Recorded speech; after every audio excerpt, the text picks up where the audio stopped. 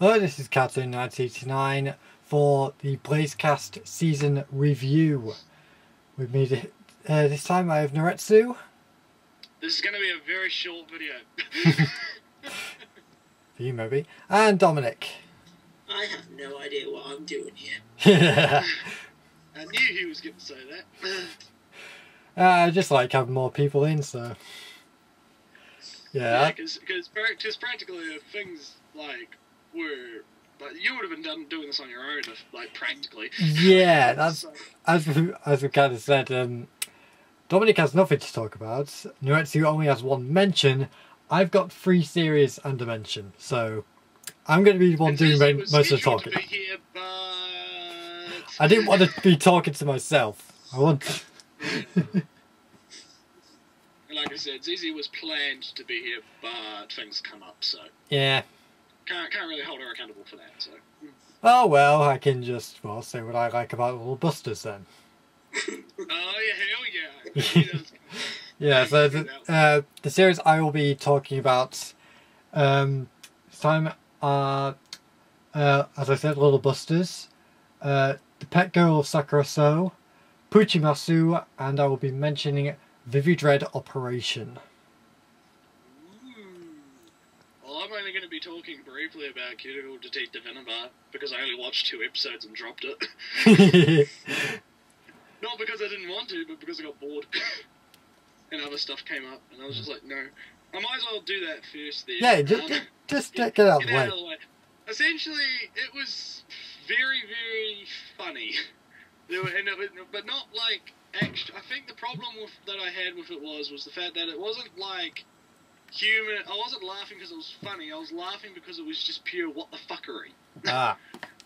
And the very first episode was like really fast paced. You had no fucking like. It's like they're one place, then they're another place. Then there's a guy in a scarecrow mask. Then there's a goat. Then the goat's eating money, and then it just like everything just kind of... That sounds like really bad Shaft humour.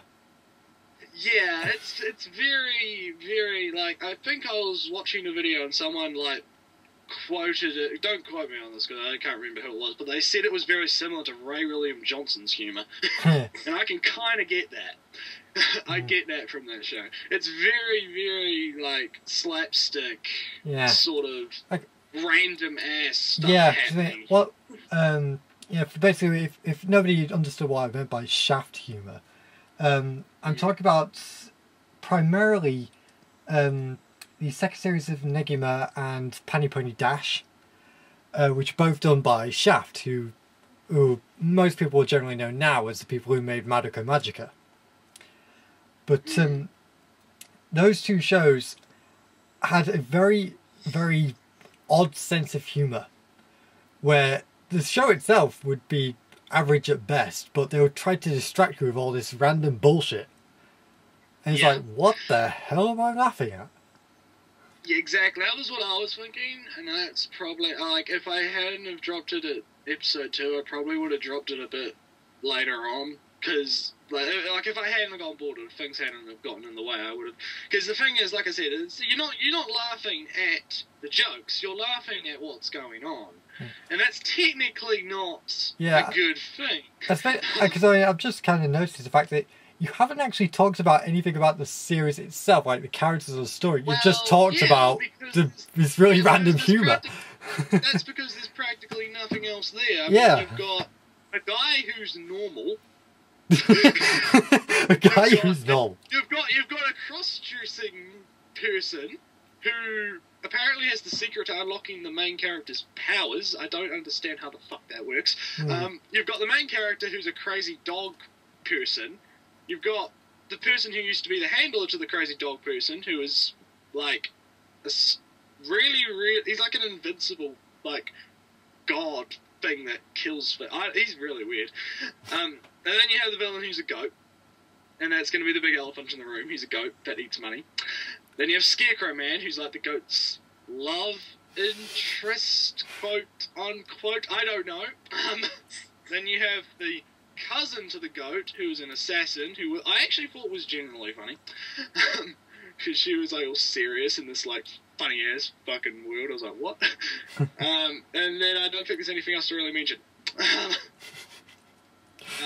Practically. It was very, basically, each episode was kind of like Panty and Stocking. Each episode was actually 2 episodes conjoined together. Alright, yeah. So it was technically like a 5-minute show, but they shoved 2 things together to make one, like, thing. So, and it was, like I said, I reckon, like, if you enjoy that kind of humour, you'll probably get a kick out of it. But if you don't go near it. Yeah. That's my recommendation, because literally there was, like, no plot for me. I had no recollection. I just can't even remember. Yeah. Like, what the hell was going on. So, yeah, like I said, if you're into that kind of thing, all the love to you, but if you don't, just stay away from it. Yeah. And that's practically all I have to say about that. Okay, so I'm going to move on to my mention, which is Vivid Red Operation, which I did actually drop halfway through episode 2. Oh my god. A1 Pictures, I expected so much better from you. But then again, I'm not really all that surprised, because I found out that the guy who made Vivid Red Operation is also behind Strike Witches. Oh god. That explains a few things. Yeah. Just saying. That explains quite a bit. Now, obviously, maybe it did get better, but considering you have to have those first 3 episodes, which have to hook people in, and I dropped it halfway through episode 2, that's not a good sign. But yeah, really, I liked this whole idea. The whole idea was basically, from what it seemed at least, was a magical girl show, which was based like around a military base, and like more like around had a lot of overseas battles and stuff like that, which really did seem quite interesting. It did that was sort of pulled me in. And A1 Pictures, as much as I kind of just was a bit disappointed overall, they came through with the animation. I love how the series looks. Yeah, from what I saw, it looked pretty decent. Yeah, I mean, that's why I love A1 Pictures. Their animations are bright, colourful, lively. That's the sort of stuff that I love.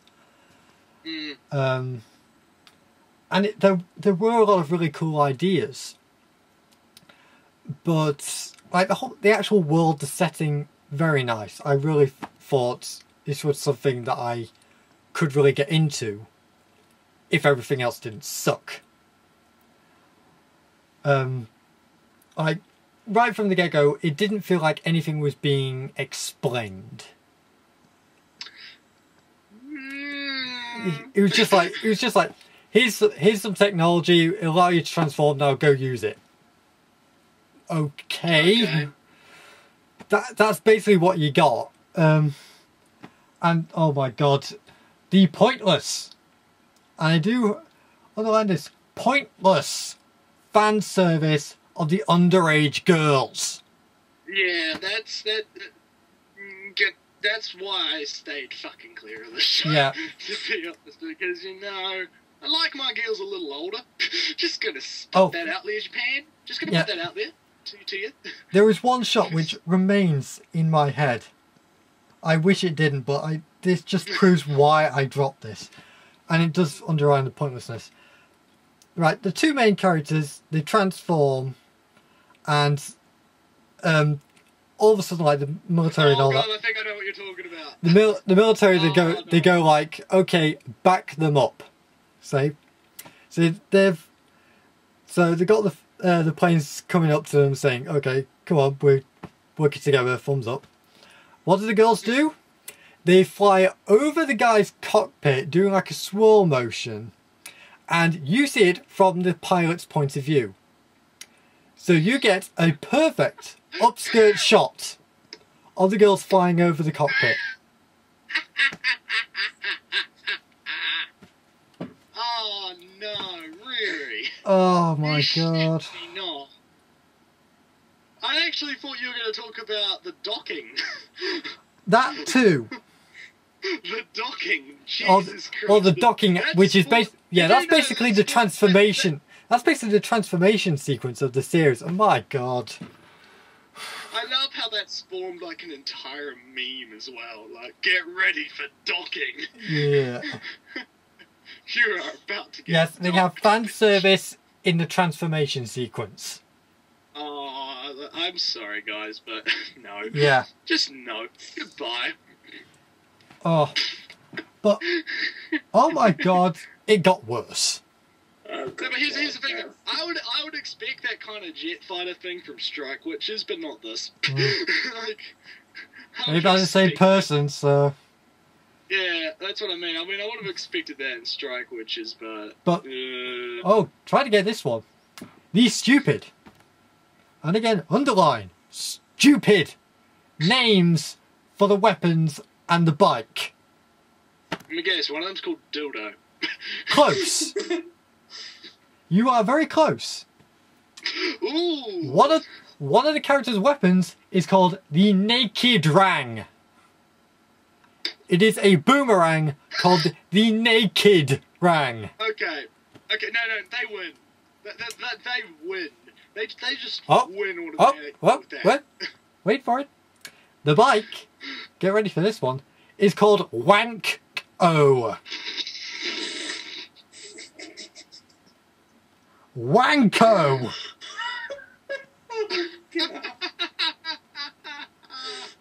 Oh my god. Oh, sweet Jesus Christ. Uh-oh. Now do you understand? Well. How they got away with that, I will have no idea. How they got away with making the show in general, I don't know. Yeah. Because fuck me. And of course they do the whole, the characters seem to understand everything the moment they have it. The moment they transform, they know everything about the powers. They know how everything works. Why? Never explained. Piss me off. Oh my god, no. And just getting back to that whole thing of, not really felt like it was being explained all that well. One of the characters, our main character, has a fear of heights. Okay, fair enough. Then we get a scene. Now I'm afraid of heights, so I kind of know where this would be going. But near the end of the first episode, right, the second main character, her best friend, the one who also transforms, she's in a crashed helicopter which is teetering on the edge of a really tall tower. I see where this is going. So our main character rushes all the way on Wanko, all the way up this tower. She rushes all the way up there, and then the moment she gets to the top floor, she freezes. She can see her best friend, almost, the helicopter is about to almost fall over the edge, and she just freezes. Right in the middle of the platform. You've come all this way, and you freeze now? You fail at life. I'm afraid... Yeah, I'm afraid of heights, but even I know that it's not really being so high up that scares you. It's looking down, which gives you the thought, that feeling of fear. Was gonna say. Yeah. So you cannot just freeze because of your fear of heights when you're not actually looking down at anything. She was essentially on solid ground. She was on the helicopter pad, solid. She couldn't see down. And she wasn't looking anywhere else. She was looking at the helicopter. But now you freeze? You fail. You just fail. And that's what I mean by it was such horribly clunky writing. Oh my god. That's why I dropped it halfway through episode 2. I was like, okay, this is just getting pathetic. I was gonna say, it sounds a little bit shitty. Yeah. I mean, yeah, maybe it did get better because I know loads of people liked it, but oh god. Those first 2 episodes did not impress.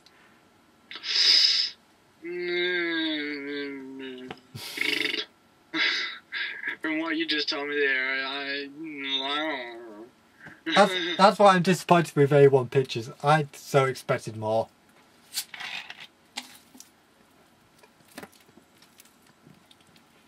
So, And no, it does not make me interested in watching Strike Witches. If anything, it pulls me away from it even more than I already was. Fucking hate that series. The joy of Strike Witches. I don't even have to watch Strike Witches. I just have to look at a pitch and I'm already enraged. It has enough infamy to know, like, what the fuck's going on with that. Oh, joy. So, finally I can relax and talk about something more enjoyable. Oh, thank God was this more enjoyable. Puchimas. I'm going to get this out of the way. Yes, this was the online 5-minute shorts based on the Idolmaster. Which, as we all know, Kato fangasms over. Yes, I love Idolmaster. But I was kind of feeling a bit odd about this one because of its premise. The whole idea of this series, because it's based off, I think it's based off like a fan story, a doujinshi sort of thing.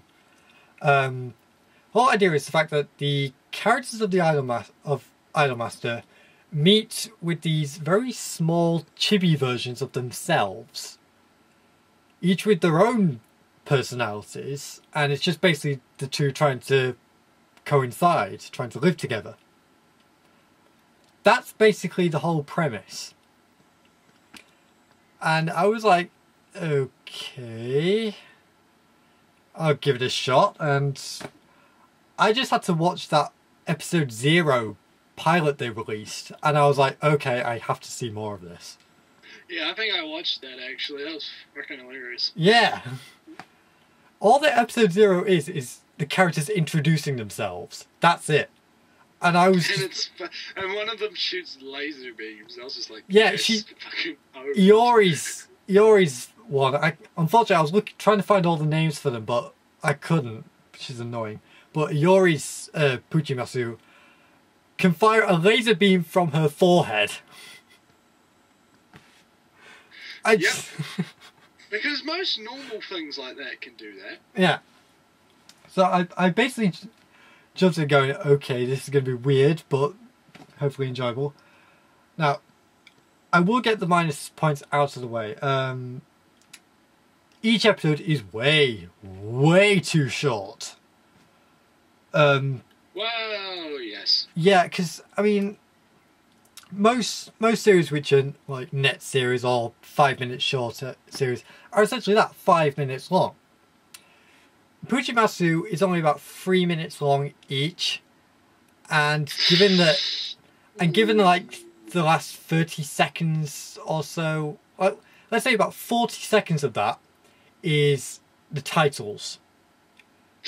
You know, that's the opening and the credits. What a shame. And that's per episode. Is it really necessary? You could join them all together and you could get half an episode. Yeah. Because all net series I watch, I generally compare to Haruhi-chan, because that was the first one which I saw. And that was proper 5-minute episodes with a very quick credit sequence at the end. The credit sequence for Haruhi-chan was about 10 seconds. So that was really... That's how I compare it. And Puchimasu was 3-minute episodes, 40 seconds of which is just the titles. My God. And the thing is, most of the episodes are actually, they run into each other. Like, they continue a storyline. So it's basically just, every single episode is just a single joke of this story. And it needs to be put together. It needs to be just slammed together into full episodes, really. Well, if it gets popular enough, I guess they might do so. Who knows? Well, I'm hoping somebody online has at least done that. Oh, they probably have. Yeah. You just have to search for it. Because I was surprised when I found out that Funimation picked up the streaming rights for it. It's like, what? Came out of random nowhere. So, yeah, and I do have to say that the last episode is easily the weakest. Because all it basically is the Puchimasu inviting the idols to a party. That's it. That's the last episode. It's so weak. But the rest of it, you will let out a huge laugh every episode. I'm not kidding. You will find something that will make you laugh in every single episode. And considering there's 64 episodes, that's a good thing. And you will get attached to at least one of the Puchimasu. Like, I kind of had a thing for both Chihaya's and Hibiki's. Chihaya's is essentially a cat. That's what they treat her as. That's what they treat her as like she has a habit of attaching to people with flat chests. If you have a big chest, then she'll actually go, no, not interested in you. Lol. But if she likes you, she will climb onto your head and just keep hitting you. She'll just keep batting you on the head. Just going beep beep beep beep beep beep. That's so cute. And the funniest thing, this is why I'm saying she's kind of like a cat, but they say that during the colder seasons, her hair gets so thick that she gains like a winter coat in her hair. But it Jesus actually, Christ, that's fucking great. Her hair actually points up like cat ears. So she essentially gains cat ears. I'm like, oh. That's so funny. Oh, I mean, I will say this: the Puchimasu, if they do not release stuffed toy versions, the marketing division sucks. Yeah. I would love them. I honestly would. They're so cute. People on marketing, get on. Yes. And like Hibiki's, this is what I mean by the names. Hibiki's Puchimasu is called Chibi-ki. Hold on. Chibiki. I just love that Smart sort of name. name. Yeah. And Chibiki, she's, whenever she cries, she summons animals. Whenever she gets serious, she'll just summon something which will usually defend her. Lol. Which did just make me laugh because some of the last few episodes is the characters of Ami and Mami, who are kind of like the jokesters of the idols. They get bored, so they basically find all the Puchimasu sleeping, and one by one they try to just make them jump. That's essentially the storyline for the last few episodes. And obviously each Puchimasu does something different. Oh god. Yukiho's, she gets startled, and instead of crying or doing something which you would expect from Yukio, like she's very shy and innocent, she just jumps into the air, grabs a shovel out of nowhere, and just starts drilling downwards. The Takane one, they find hanging upside down. And just before they actually try to startle her, she throws a sign at them saying, "Shut up!" Lol. Yeah, and the Katari one, they startle her and she just flies around because she's got like a face mask on. So she just flies around and go beep beep beep. Lol. But as soon as she realizes it, she just scolds the two. It's like, what the hell do you think you're doing? God damn it, Russia, man, damn rockin'. Yeah, and considering all Katari's one can say is B, so you just got this little chibi character scolding two normals, go beep beep beep beep beep beep beep beep beep beep.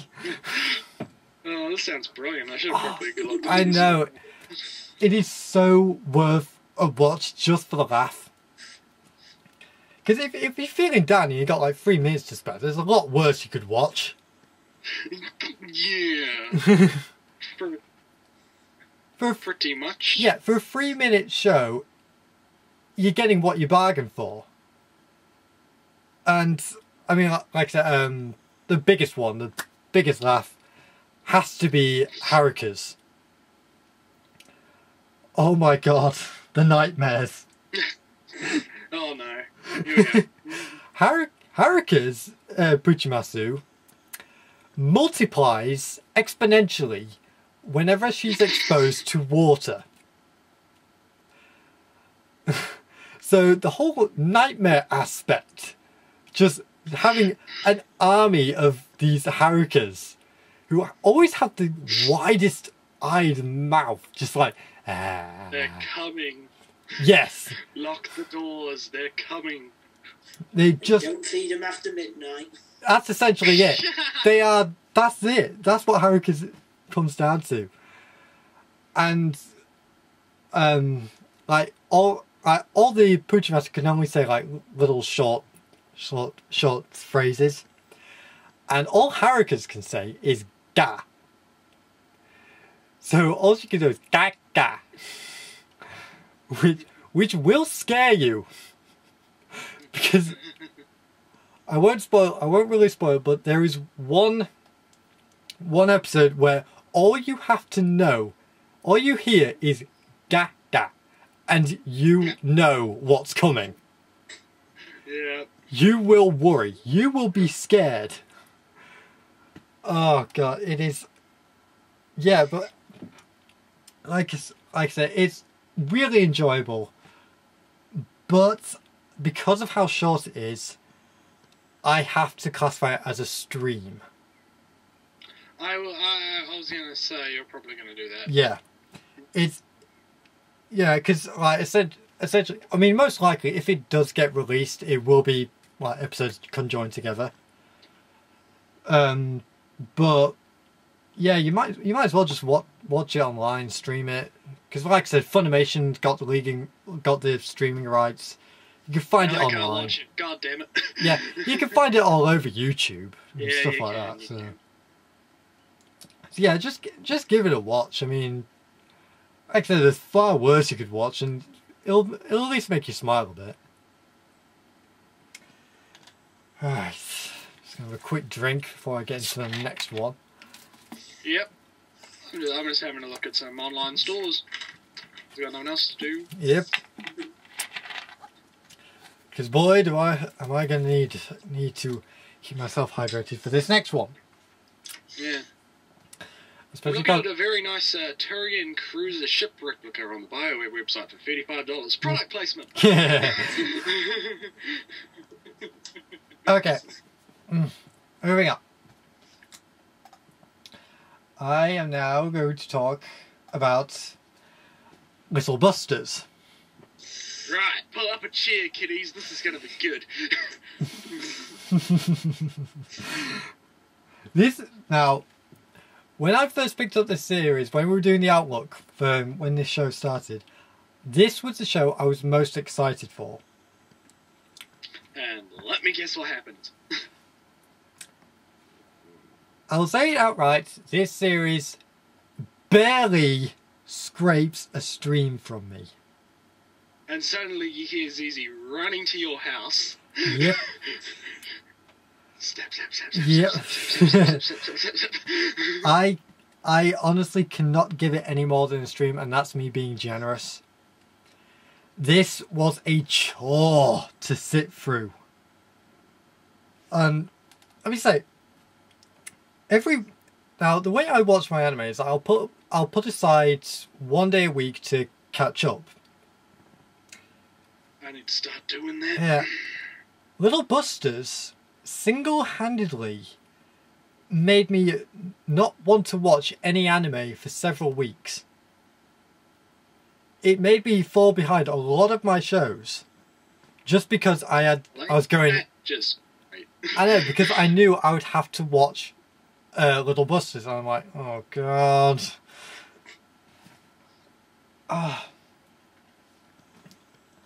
And really, it's like the first episode is okay. It's a good setup episode, and the first few are you're like, okay, this is not bad, but it just becomes so standard. It's like you're expecting something. You're expecting something amazing or really good, but it just becomes box standard, and you're like, eh. It's so average. You lose interest. You can't say anything good about it. You can't say anything bad about it. It's just so painfully average. Yeah. And that's kind of why it made me such a chore to get through, because I just knew I wasn't gonna. It was there was a very small chance that I would feel anything about it. That was kind of me in this entire season. It's like I kind of just didn't feel it, you know. Yeah. Like I was just kind of like, nah, Yeah. I could watch it, but then, nah. Because I mean, I will say that after episode 1, nothing really will catch my interest really until episode 15, which is possibly the funniest episode. Then again, episode 15 is pretty far down the track, though. Yeah, that's what I mean. It's like it got so bog standard. I was like, eh. And episode 15 is basically the girls' sleepover episode. Oh boy! Except with a twist, in that they invite the main lead of the series, Ricky. They sort of force him to join them, and I know where that's going. They end up dressing him up in a girl's uniform. Of course. And they make him pass as a girl. And considering Ricky does actually look like a girl normally, that's not all that hard to imagine.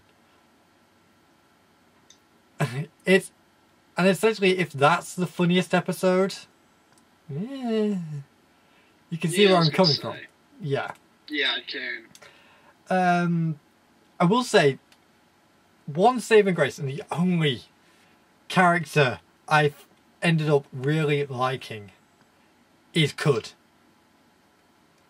Kud is easily the most enjoyable character in this entire mess. Every time I saw her, a smile came on my face. Because like almost every time you see her, she goes like "Wafoo." It's this strange little phrase that she says, and it just makes me smile. And the episodes which centre on her, especially the last few ones, are really good. But they are also the most bullshit. Oh god, this is where my rage comes in. Let the rage begin. Yes. From most of the series, the series tries to be believable. It tries to be, everything has a reason. Even though there does seem to be a bit more of a fantasy undertone, everything feels like, okay, I can believe this. Then, out of nowhere, comes Kud's magically teleporting gear. Anybody who's watched the show to the end knows exactly what I'm talking about. Oh god. Essentially, Kud is forced to go back to her homeland and gets caught in a mass rebellion where she's actually taken prisoner. For Little Busters, this is really dark stuff. And it really got me... I was gonna fucking say. Yeah. They separated Kud from the rest of the characters. You know, while they're safe in Japan, in their school, you know, worrying about Kud, she's in her home world, getting kidnapped. And you're like, wow, this is really dark stuff. And it really got me interested. And...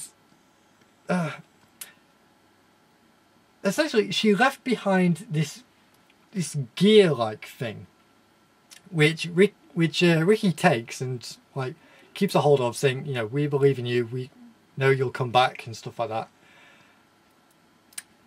And then, out of nowhere, somehow the gear teleports from Ricky in Japan to where Kud is. What? She is chained up. She's like hanging chained up, This and is suddenly, going places I don't want it to go. yeah, suddenly the gear teleports into her hand, and she's able to break the chains and escape. What? This is what It's I mean, like and Deus Ex, it's like a physical manifestation of Deus Ex Machina. exactly. Oh my god, that is such bullshit. Oh, I really lost it at that moment because it's like. How do you have a physical manifestation? Isn't that technically impossible to have a physical manifestation of that? I know. Should be, isn't it? I was really enjoying everything about that storyline up until that point. Because it was literally a get out of jail free card. It was that Deus Ex Machina, and it was like, that is such lazy storytelling. The bastards. Yeah, and honestly, it's like, because they never bring it up. They do go, oh, okay, how did it happen? Never explained. Okay, let's move on. Oh. And really, another problem I had was the fact that it doesn't feel like any of the characters had any sort of character growth. Even though they say they do, it's never really shown. Like, when you first meet the characters, they act almost identical to how they act throughout the rest of the series, except now they're part of Little Busters, and it's like, okay. Okie dokie. Yeah, that's what I mean by that. Again, it sort of leads into that whole average feeling. Like, every episode is the same, even with the characters. And there's only one character who at least seemed to have some sort of character growth, and that was Rin. At the start, she's very shy, very timid, and by the end, she's easily able to talk with everybody. And development. Yeah, she's the only character to get development, and it's like, what? Granted, she's a good character, but she's the only one to show any sort of development. You cut out a little bit there, Cardo. I think you cut out a bit. I don't know. Well, because you were like halfway through a sentence, and then all of a sudden you just like stopped talking. well, that's just Little Busters, really. But yeah, like I said, I'm giving it a stream because while I did rage at those few things, it's except for that Kud's magical gear thing, everything else is just average. It's not good and it's not bad. So I have to give it a stream, but trust me, there was a portion where I was tempted to give it a bin. It was so close. Well, okay, Zizi's getting the pitchfork. Yeah. She's... I should also mention because right, you know how me and Nretsew held off from doing the Kokoro Connect review because the last few episodes hadn't been shown. Yes. Little Busters is kind of doing the same thing. Oh, it pisses me off a little bit, actually. Yeah. I don't like it when the shows do that. I say kinda, because essentially the last episode teases a final story, as it were, called Little Busters. But you haven't decided whether or not it's sequel baiting or it's actually going to be like Kokoro Connect. Yeah, that's the thing. It's called Little Busters Refrain, and we don't know what form it's going to take. So we don't know if it's going to be a full-on series. We don't know if it's going to be a movie or an OVA series.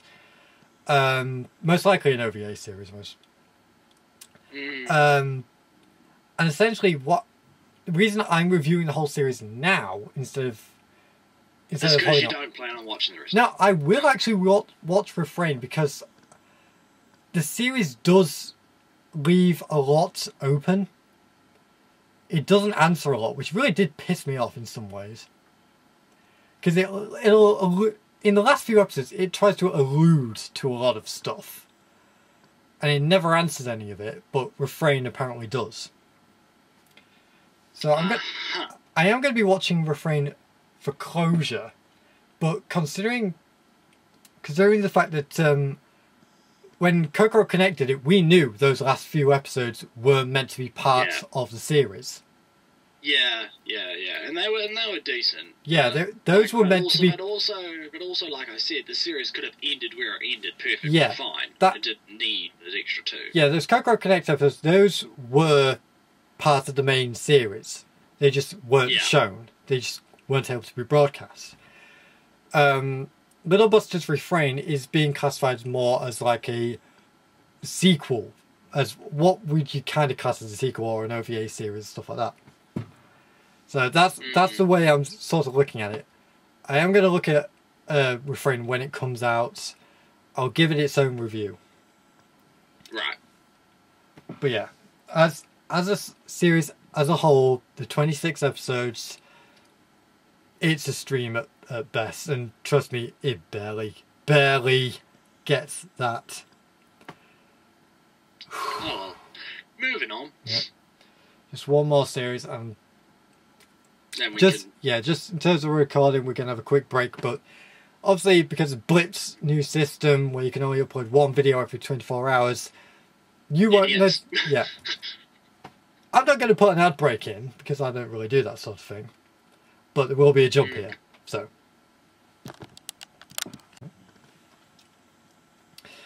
Okay, now. Last show. I have to talk about the pet girl of Sakurasou. I was going to watch this one, but... Now, right. I kind of put this as a bit of a... As just sort of my odd choice. Kind of like my one itchy. Yeah, I mean, when I found out about the series almost as soon as it was announced, because it just had a bit of an interesting premise. It just caught my interest, and I thought, it'd be a bit of a. The name alone. Yes. The name alone. All I'm gonna say. Yeah, I just thought this would be a series I'd have in the background just alongside Little Busters, which would be my main watch and everything. The whole premise was that a guy called Saruto. He is forced to move into a student dorm called Sakurasou when he refuses to give up his pet cats. But he is also forced to look after a girl called Sheena who cannot look after herself. So much so that she can't even put on underwear. You can understand why I thought this would be a bit of a background series. And a few other things. Yeah. This was one of the best series I have ever watched in my entire life. Can you hear the pen that I just dropped on the floor? I am not kidding. Honestly, this has quickly become one of my all-time favourite series. Wow. Broadening the horizons much. Good job, Kanajo. Welcome to my world. Not because of that reason. I know. Okay, so I'm gonna get some. Let's begin. Really. Now I should actually mention both Sakurasou and Little Busters were being done by JC staff. JC stuff. Now, obviously, everybody knew the controversy of JC staff getting Little Busters instead of Kyoto Animation. And you would have expected JC staff to have put a lot of effort into Little Busters animation. Because obviously they knew it was going to be the big one. Yeah. I will go out and say that Pet Girl of Sakurasou is much, much better animated and nicer to look at than Little Busters. I think they got their shit backwards. Yep. And I will just say this. I think Sakurasou is easily the best animated series JC staff has ever done. Ooh, And I'm going to just stop you right there. I'm going to let you finish, but saying that's some pretty heavy shit you say. I know. Just going to put that out there. You know? I've watched quite a few JC staff series, and I've honestly not found a single one which compares in animation quality and art design than Sakurasou. Wow. You know how I was saying that A1 Pictures had like a bright, colourful, vibrant style, which really got me interested? Uh-huh. Sakurasou is almost JC staff's equivalent of that. It had that sort of A1 Pictures-esque style, while quite clearly still being their own. Which really took me by surprise. I was not expecting such great quality. And the sense of humour. Knew that was coming. Yep, I had a smile on my face throughout almost all the series. I will say it does get a bit back at test-ish at times. I think the most obvious one which comes to mind is in the second episode, the character of Misaki, who is just energy incarnate. She Energizer Bunny. Yeah, she just has such a huge love of life. She just does everything she possibly can. She is that energy character. And in the second episode, I believe it was the second episode,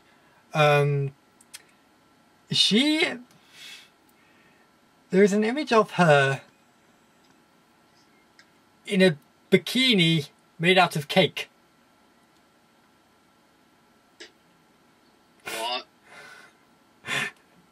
I'm not kidding. What? She apparently in the story, she, well, not cake, more icing. Why? An icing Why, bikini. Kato? Why? Because she's a nutball. The whole idea is the fact that she's actually trying to surprise the guy she has a crush on. And her idea of that would probably surprise them. Yes, is bursting out of a cake in a bikini made out of icing.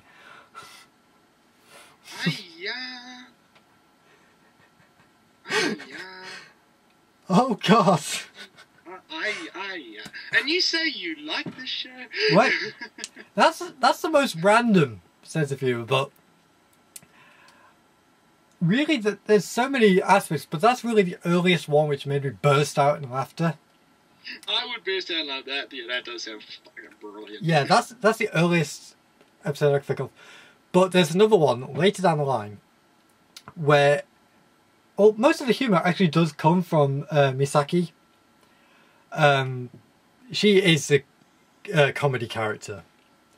But in one episode, her entire subplot for that episode is her getting a driver's license. Okay. It's not even the main focus of the show. All it does is randomly, on occasion, just cut to her driving as much as you could probably imagine. Oh, well. I just couldn't help but laugh every time she came on screen. Mm. It was just such a funny episode, that one. Oh, yeah. And right, the character of Sheena, at the start, she is a bit of an odd one. Because, like I said, she doesn't seem to understand anything. And it's not really because she doesn't actually understand it. It's just the fact that she doesn't see the need of it. Because really, I need to explain more about the story now. It's every character in the series has an amazing talent. Like the character of Jin, he is a writer. That's kind of like his skill. Misaki is an animator, and she pumps out animations like there's no tomorrow. The character of Nanami, she's trying to be a voice actor. Sheena is a painter. An amazing painter. She is a world famous painter. And she's actually come to Japan to try to be a manga maker. I see.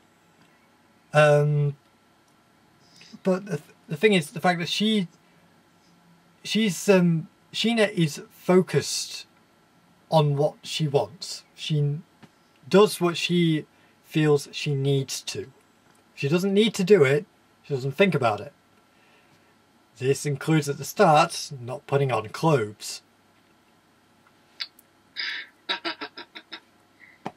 and this is kind of where Saruto comes in, because he's forced to go on Sheena patrol.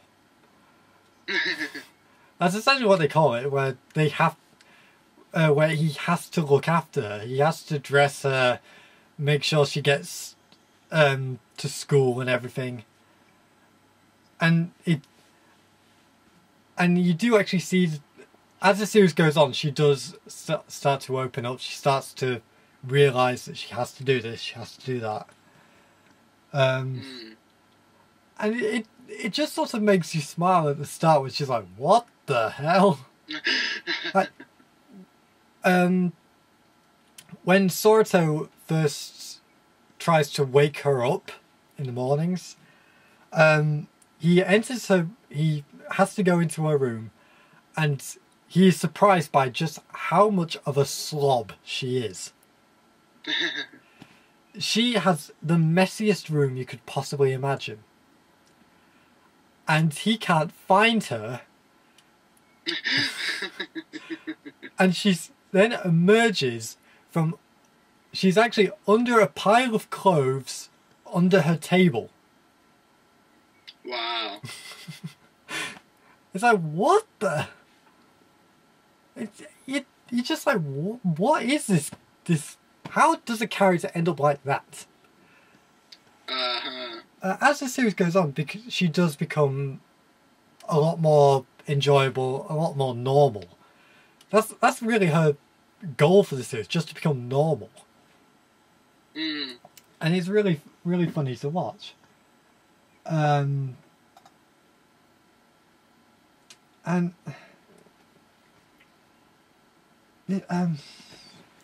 yeah, this is where I kind of have to go back to, and it's the main reason why I love this series. It's why I clicked with it. Everything I said about the premise is kind of like a complete lie. This, and I'm sorry, it's sort of stuttering to get out, because the series will become incredibly relatable for anybody who has wanted to create their own series, wanted to become a writer, wanted to become an animator, wanted to become an artist, any of that. If you wanted to ever do any of that, somehow this series, you will relate to Sakurasou. Myself in particular. Because episode 2, this is really where I realised I was going to watch all this series and hope to God it didn't turn into shit. Because Sakurasou has just a chat with Sheena about realising his limit. And he actually uses a talk about football to discuss this, but I kind of was able to relate to this as well. And that he used to practice football all the time, and he enjoyed it, he had fun, and he thought he knew that there was loads of people better than him, but he still was pretty confident in his skills. And then he tried out and to join a team, and suddenly he's outdone by everyone. Everybody else there is instantly better than him. And no matter how much he tried, he just could not seem to improve. He could not get any better. And it apparently really got to him, and he went into like a state of depression. And he just sort of like gave up on football and just wound up just not really knowing what to do with himself. I understand that. I'm going through that myself, to be honest. It's like I love drawing, I love graphic design and everything. I want a graphic design course, but I thought I wasn't all that. And again, I knew there was people way better than me. But over the last few months, I've just gone, oh my God, everybody around me is just a million times better, and I'm now being compared to them. No matter what I do, I can't seem to improve. I'm trying my best. And again, I just feel like giving up at times. This is what I mean, but I was able to relate to him so well. And the entire rest of the main part of the series is about talent versus hard work. And because, like I said, Sheena is a master painter. She has that natural skill. She can do amazing stuff without even breaking a sweat. And this really starts to affect the other characters. Like they're trying their best to do what they've always wanted to do, but they don't hold a candle to Sheena. And the drama which pulls out of this is really effective. It's really believable, and it really gets you attached to the characters because you can perfectly understand their reasoning. Oh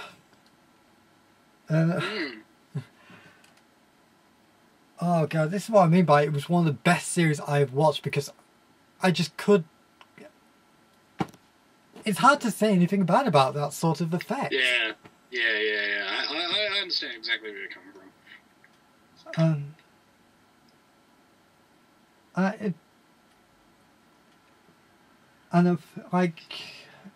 Just getting back to it, the series is able to almost perfectly balance comedy and drama. In a series like what it first appears to be, you would not expect such drama. But my god, is it good. When it wants to be good, it is good.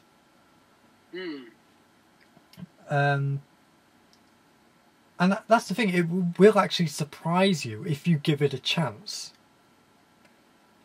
Because, like I said, the premise and the name, The Pet Girl of Sakura Hall, it doesn't really do the series much justice. No, it doesn't. And really, with the first episode, you'll have a few laughs and you'll be like, okay, this isn't bad. As the series goes on, it just seems to keep building and building and building and building. And really, it's what I mean, like, episode 7. It seems at first to be going towards rather questionable material. I won't say what. It does have quite questionable thoughts. But somehow turns into the funniest episode up until that point. Okay. It just out of nowhere, it'll make you laugh, and you'll kind of forget about all the questionable side of it, and you're like, okay, this is awesome. You'll just be laughing along with it. Now, obviously, I can't just give it instant praise. There are problems. I mean, like I said, the title is a bit odd. At times, it does seem to be... It tries to be something more special than it is. Like, it begins to try too hard at times. And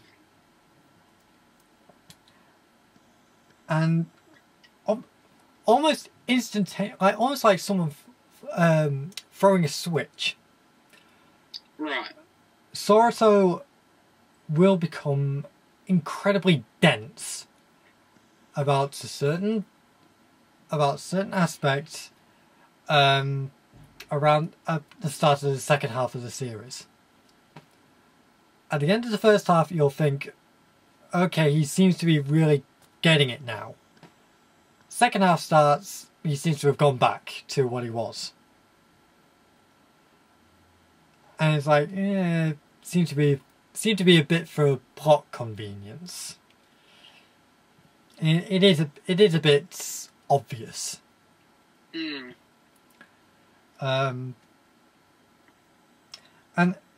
episode 20's plot reveal. Dun, dun, dun. Yeah, it's a plot reveal near the start of the episode. it's actually really silly. Okay. And right, basically, they say that the school says that Sheena has to move out of Sakura Hall, or they'll knock it down. Okay. What sense does that make? I don't know. It's like, what? It's kind of a really lousy reason. Mm.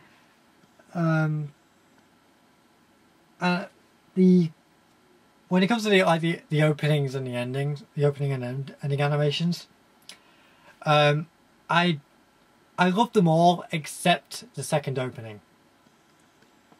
Right. It's way too cheery for what the series heads towards. Happy, happy, joy, joy, happy, happy, joy, joy. Essentially, yeah. Okay. It will really ruin the mood of some of the opening parts. It's like you'll have this really dramatic moment, and then it's like Happy, joy, joy. And really, the song itself, it's not bad. Wasn't really all it's cracked up to be. Yeah, it doesn't really get good until about halfway through. But I mean, Until then, it's just happy, happy, joy, joy. Yeah. Happy, joy. I do love the the ending songs in particular are both awesome. Days of Dash, the first ending song, is constantly on repeat on my iPod. And if you do not follow the character movements in the second ending animation, there's something wrong with you. Honestly, it's hard not to. You will just start doing the same dance routine as the characters. It's that catchy. But yeah, that's basically all I can really say about Piccolo Sakura Hall. Oh, sounds good. I might have to go back and check that one out then. Right. I might have to check that one out as well. Yeah. Right. Obviously, I am instantly giving this a buy and a must-see mark. Do not let the series name and the idea of what the premise is scare you off. Give it a chance. Especially... Now, here's the question, though. What? Is it better than Black Rock Shooter? Yes. Ooh, okay, now I have to watch it. Now I have to watch it. Like I said, I was waiting. Yeah, if you like being creative in any way, give the show a chance. Give it a look. It's weird, it's wacky, but when it wants to be dramatic, it hits a home run. Totally. And you should make a special extra seal, which is, this is better than Black Rock Shooter. Well, right now, Sakurasou is, it's in top running for anime of the year, in my opinion. Right. What was I going to say now?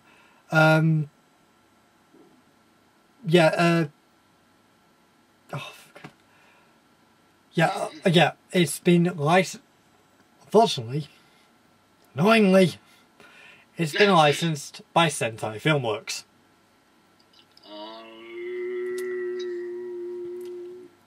Oh no. It looks like that's not good. We'll say this. I no longer have a real problem with Sentai Filmworks as a whole. I have a problem with a certain person in Sentai. Foster.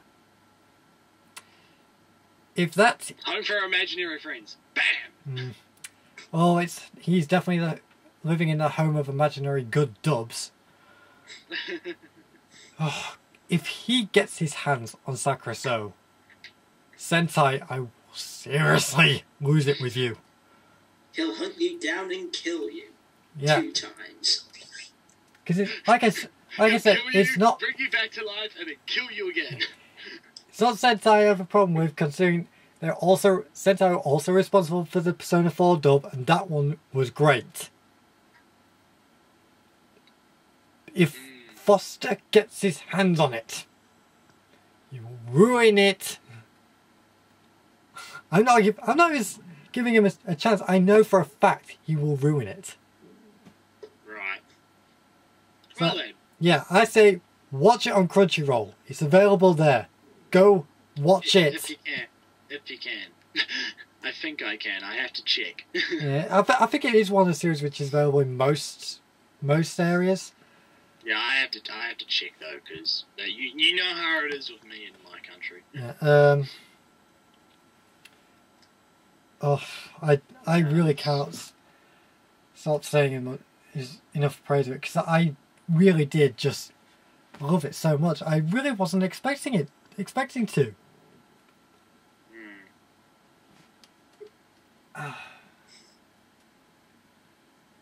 If they do a great job with the dub, then I will gladly add it to my collection in the best possible format. Yeah.